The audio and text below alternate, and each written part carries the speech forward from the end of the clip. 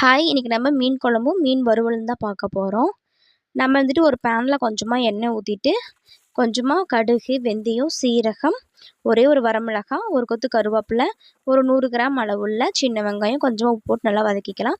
ஒரு 25 பல்லு பூண்டும் போட்டுக்கலாம். நான் வந்துட்டு ஒரு 50 கிராம் அளவுள்ள சின்ன வெங்காயத்த அரைச்சு எடுத்திருக்கேன். ஒரு 4 தக்காளியும் நம்ம அரைச்சு எடுத்திருக்கோம். புளி வந்து முன்னாடியே ஊற வச்சுக்கலாம். இது எல்லாத்தையும் நல்லா கொதிக்க விட்டதுக்கு அப்புறமேட்டு இதோட பச்சை வாசனைகள் எல்லாமே நல்லா போயிறணும்.